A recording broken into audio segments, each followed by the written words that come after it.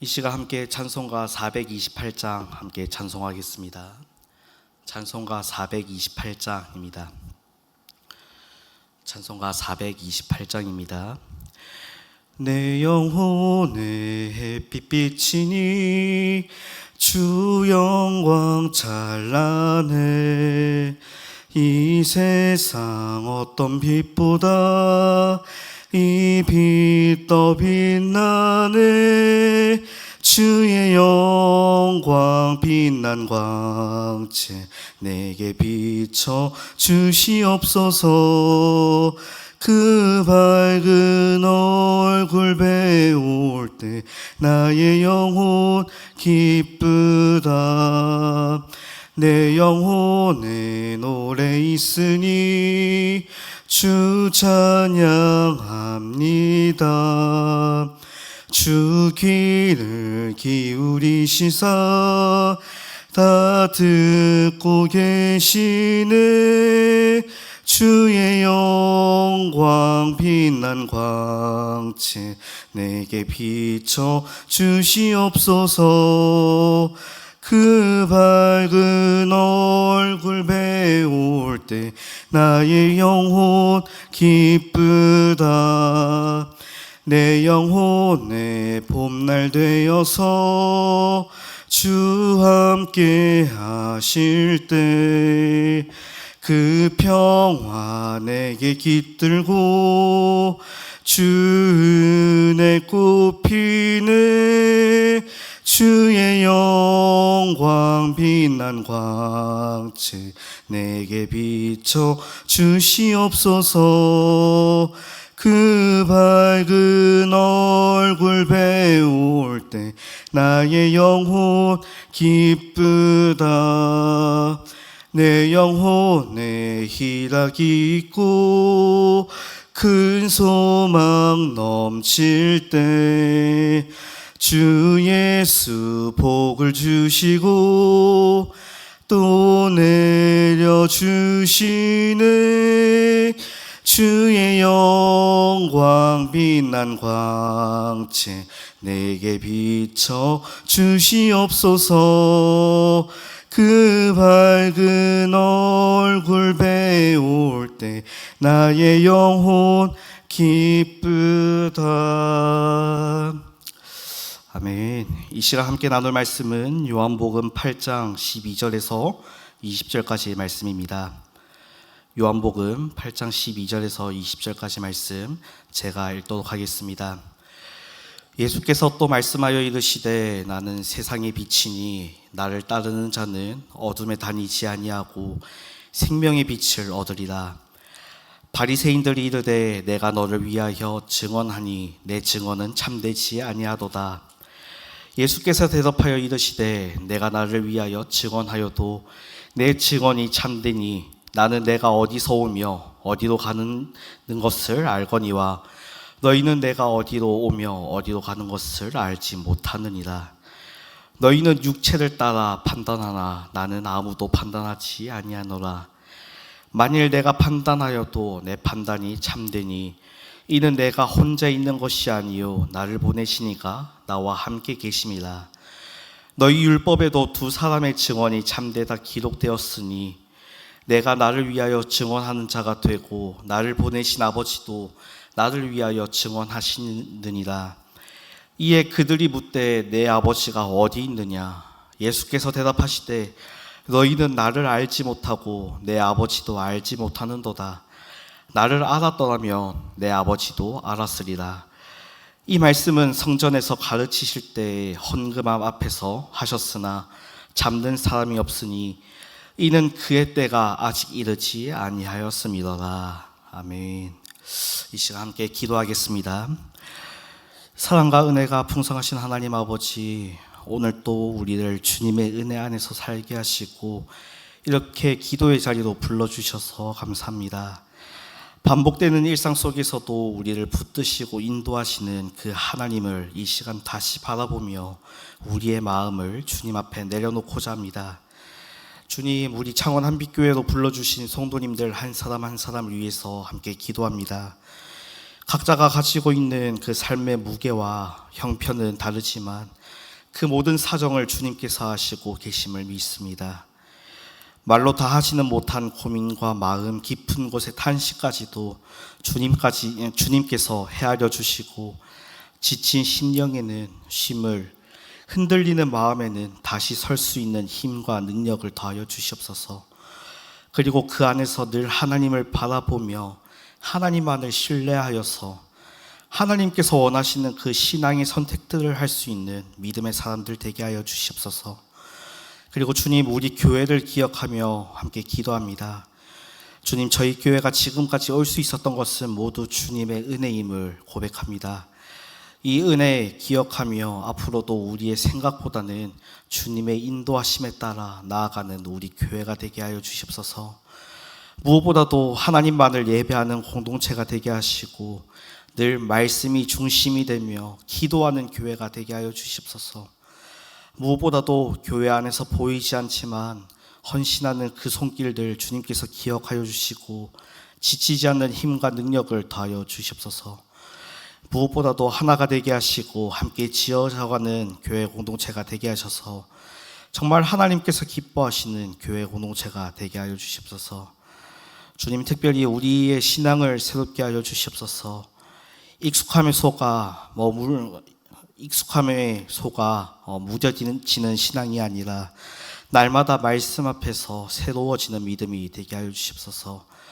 어려움 속에서도 주님을 붙드는 신앙, 평안한 날에도 하나님을 잊지 않는 감사하는 신앙이 저희 안에 더하여 주시옵소서. 성령님께서 늘 우리의 마음을 붙들어 주셔서 끝까지 주님을 따르는 믿음으로 살아가게 하여 주시옵소서. 주님, 다음 세대를 기억하며 함께 기도합니다. 주님의 손에 우리 자녀들을 맡겨드립니다. 우리 다음 세대 자녀들이 하나님을 예배하는 것이, 하나님께 나아가는 것이 참된 기쁨인 것을 알게 하셔서 정말 이 세상에서 찾아볼 수 없는 귀한 예배자로 세워지게 하여 주시옵소서. 그래서 세상 속으로 나아갔을 때 하나님 앞에서 살아가게 하시고 이 세상에 예수 그리스도만이 구주시며 소망이심을 담대히 전하고 선포하는 우리 다음 세대 자녀들 되게 하여 주시옵소서. 주님, 이 시간 함께 말씀 나눕니다. 은혜의 시간이 되게 하시고 정말 이 말씀을 믿게 하셔서 하나님의 마음을 알아가며 함께 예수 그리스도를 바라보는 귀한 시간들 되게 하여 주시옵소서. 감사합니다. 사랑합니다. 이 모든 말씀 우리를 사랑하시는 우리 주 예수 그리스도 이름으로 기도드립니다. 아멘.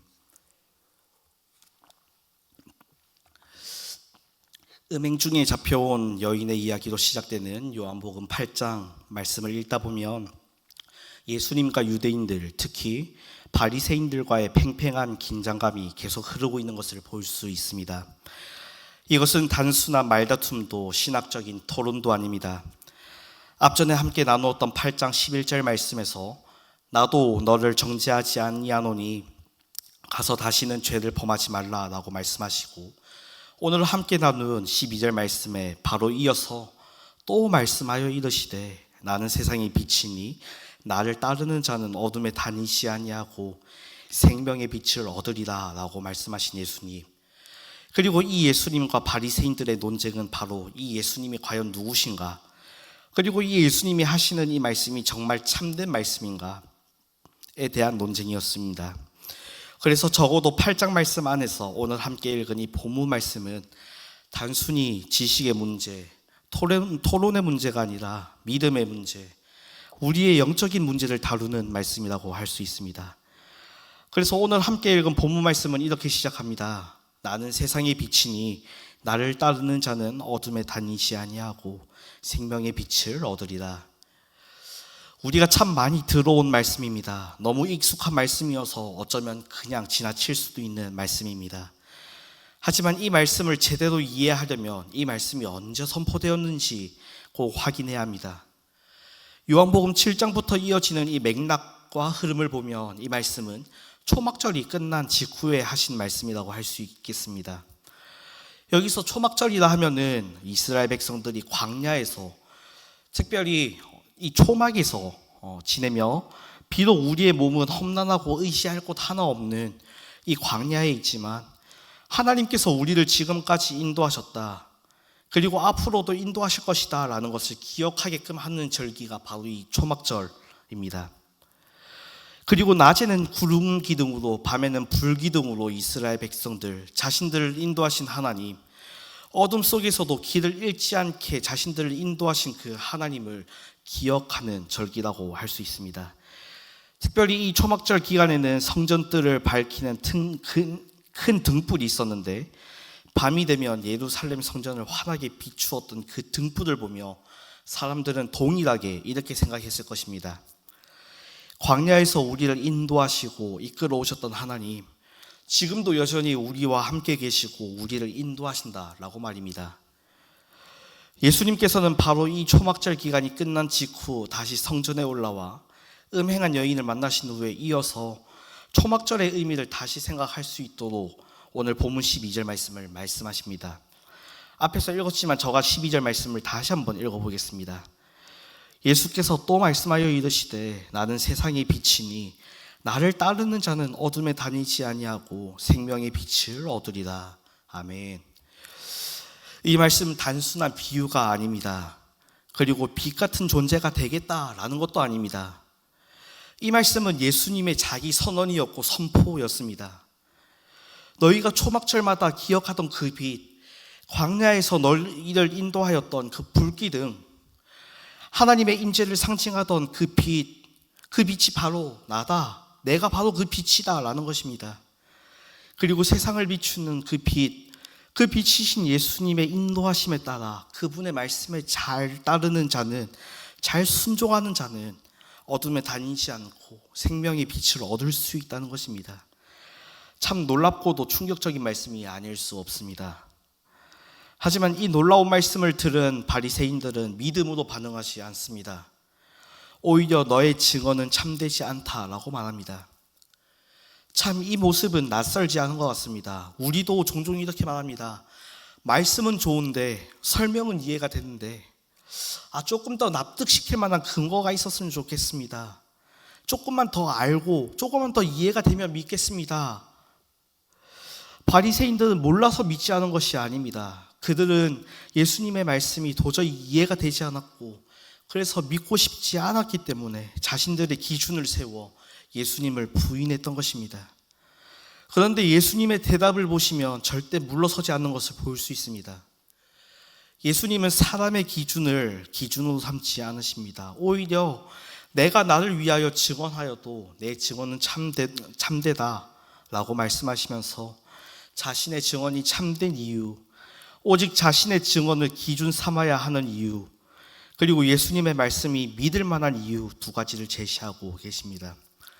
첫 번째는 예수님 자신이 어디로부터 와서 어디로 가는지를 알고 계시기 때문에 자신의 증언은 참되다라는 것입니다. 그래서 14절 말씀은 나는 내가 어디서 왔으며 어디로 가는지를 알기 때문이다 라고 기록하고 있습니다. 사람은 자신의 인생이 어디서 시작해서 어디로 가는지 모릅니다. 그래서 사람의 말은, 사람의 증언은 늘 한계가 있습니다. 하지만 예수님께서는 하나님께서 자신을 보내셨다고 분명히 말씀하셨고 여러 성경 말씀을 통해서 이 사실을 수없이 말씀하셨습니다. 그리고 예수님께서 가시는 방향, 이 길의 끝에는 십자가와 영광이 있었습니다. 십자가를 통해 우리에게 참된 빛이 되어주시는 예수 그리스도, 자신을 믿는 모든 자들을 구원하시고 결국 모든 자들이 예수 그리스도 앞에 무릎 꿇고 주라 시인하는 그 영광, 십자가의 영광이 예수 그리스도께 주어질 것을 알고 계셨습니다. 더 나아가 이 사실을 믿으며 이 사실을 마음속에 품는 자들은 영생의 은혜가 주어진다는 것입니다. 그래서 예수님께서는 세상을 향해 내가 세상의 빛이고 세상의 생명의 빛이다 라고 말씀하시며 이 증언이 참되다고 말씀하셨던 것이죠. 이처럼 우리는 내 인생이 어디에서 어디로 가는지 그리고 마지막이 어떻게 될지 아무도 알 수 없습니다. 그래서 사람의 인생과 사람의 말에는 늘 한계가 있습니다. 아무리 똑똑해도 아무리 경험이 많아도 사람의 인생과 사람의 말에는 항상 한계가 있다는 것입니다.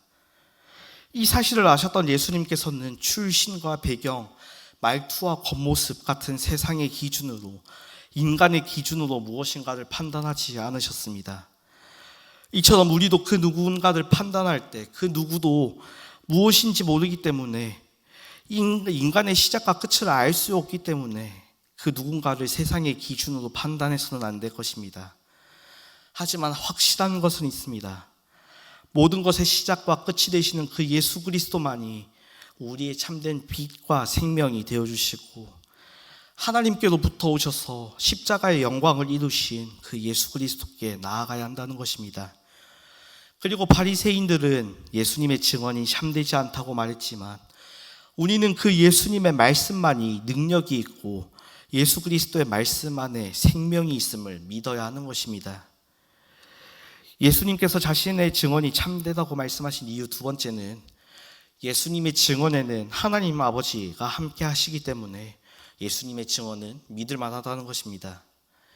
무슨 말이냐 하면은, 유대율법에는 분명한 기준이 있었습니다. 어떤 전제나 사실관계를 따져야 할 이야기들을 내놓았을 때 그것을 증명해 줄 수 있는 사람, 증인이 2명 이상 있어야 했습니다. 그래서 바리새인들은 이렇게 말합니다. 당신은 당신 혼자 자신을 소개하고 있는데 이것을 증명해 줄 수 있는 증인이 없다. 그래서 우리는 당신의 말을 믿을 수 없다. 당신의 증언은 참되지 않다라는 것입니다. 하지만 오늘 본문에서 예수님은 이렇게 말씀하십니다. 너희 율법에도 2 사람의 증언이 있어야 그 이야기가 참되다고 하지 않느냐.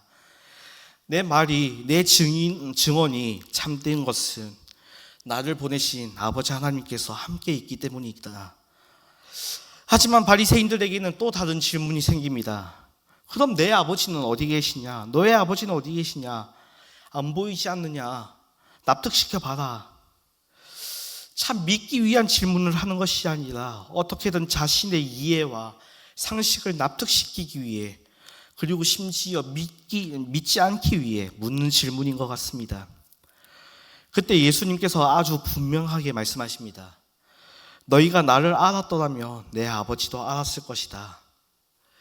이 말씀은 요한복음 전체를 꿰뚫는 말씀입니다. 예수님을 안다면 하나님도 알 수 있는 것이 너무나 당연한 이야기이기 때문에, 예수님을 안다고 하면 하나님을 모른다고 하는 이것이 성립될 수 없다는 것입니다. 그래서 혹 하나님을 알고 싶다면 예수님을 보아야 하고 예수님 알기에 힘써야 합니다. 하나님의 뜻을 알고 싶다면 예수님의 말씀을 듣고 순종해야 한다는 것이죠. 이처럼 예수님께서는 하나님 아버지를 계속적으로 보여주고 계시고 계시해 주고 계시는데, 이 안에서 정말 예수 그리스도와 하나님을 알고 믿는다면 우리는 참 생명을 얻을 수 있다는 것입니다. 예수님과 예수님의 계시를 알았을 때 하나님과 하나님의 마음을, 하나님의 뜻을 알 수 있다는 사실, 이 사실을 잘 알 수 있는 대표적인 예가 바로 하나님의 때입니다. 분명 본문 20절 하반절 말씀에는 그의 때가 아직 이르지 아니하였음이로라 라고 기록하고 있는데, 사람들은 예수님께서 말씀하시는 그의 하나님의 때를 알려고 하지 않습니다. 그래서 그들은 묻습니다. 내 아버지가 어디 있느냐? 지금 당장 보여달라. 지금 당장 증명해라 라고 요구하는 것입니다. 하지만 바리새인들의 이 반응을 통해 우리는 우리의 이성과 우리의 생각을 뛰어넘는, 그리고 우리가 알 수 없는 하나님의 때가 있다는 것을 기억해야 합니다. 예수님께서 적절한 때에 예수님 자신을 드러내시고 십자가에 달려 죽으셔서 우리를 구원해야 할 그때에, 그리고 하나님께서 예수님을 이 땅에 보내주신 그 사명과 목적에 따라 우리를 구원하십니다. 이처럼 우리도 다 하나님의 계획 안에서 살아가고 있습니다. 그래서 우리는 하나님의 때를 우리의 때에 맞추는 것이 아니라 하나님의 때를 기다릴 수 있어야 합니다. 그때 우리는 비로소 하나님의 마음을, 하나님과 예수님이 어떤 분이신지를 알 수 있는 것입니다. 말씀을 정리하겠습니다. 오늘 함께 나눈 이 말씀은 우리에게 이렇게 질문합니다. 세상에 빛이신 예수님을 따르는 자, 그 하나님의 말씀대로 살아가는 자에게는 생명의 빛이 주어진다고 하셨는데, 나는 그 하나님의 말씀을 있는 그대로 받아들이고 진실로 그 말씀대로 살아가고 있는가? 그리고 나는 예수님의 말씀을 어떤 기준으로 듣고 있는가? 내 생각, 내 경험, 내가 이해할 수 있는 만큼만 하나님의 말씀을 받아들이고 딱 그만큼만 순종하고 있지 않은가? 하지만 세상의 빛이시고 생명의 빛이신 예수님의 말씀을 우리는 판단할 수도 없고 우리의 상식과 이해로는 다 계산할 수도 없습니다. 그렇기 때문에 이 시간 가장 먼저 주님, 이 시간 저에게 말씀하실 때 그 말씀을 그대로 받아들일 수 있는 믿음과 은혜를 더하여 주시옵소서라고 기도할 수 있어야 합니다. 그리고 주님께서 말씀하실 때 제가 생각하는 때가 있고 하나님께서 생각하시고 원하시는 그 때가 있을 것인데 나의 뜻과 나의 생각을 하나님의 뜻과 하나님의 생각에 그리고 하나님의 때에 맞출 수 있는 믿음을 더하여 주시옵소서라고 기도할 수 있어야 합니다. 바라기는 이 시간 그리고 오늘 하루 정말 하나님의 말씀을 믿고 그 하나님의 말씀에 온전히 나의 삶을 맡겨드리는, 그리고 하나님의 때와 하나님의 뜻에 나의 모든 것을 맡겨드릴 수 있는 우리 모두가 되길 소망합니다. 그래서 그 과정 속에서 정말 예수 그리스도와 하나님의 마음을 알아가셔서 빛과 생명 되시는 그 주님과 늘 동행하시는 우리 성도님들 다 되시길 주님의 이름으로 소망합니다. 이 시간 함께 기도하겠습니다. 이 시간 말씀을 생각하며 함께 기도하실 때 주님께서 저에게 말씀하실 때 그 말씀을 온전히 믿고 주님의 말씀에 순종할 수 있는 저가 되게 하여 주시옵소서. 나의 생각은 내려놓고 온전히 주님의 말씀만 붙들게 하여 주시옵소서라고 함께 기도하겠습니다. 그리고 정말 하나님의 마음을 알게 하시고 빛과 생명 되시는 주님과 늘 동행하게 해달라고 기도하시겠습니다. 특별히 오늘은 나라와 한국교회를 위해서 기도하는 날입니다. 우리나라가 말씀 위에 바로 세워지게 하시고 정말 하나님을 두려워하는 나라가 되게 해달라고 함께 기도하시겠습니다. 그리고 우리 한국교회가 더욱더 하나님께 매달리게 하시고 주님만이 구주가 되심을 선포할 수 있는 한국교회가 되게 해달라고 함께 기도하시겠습니다. 그리고 이 시간 가지고 나온 기도 제목을 두고 함께 기도하겠습니다. 함께 기도하겠습니다.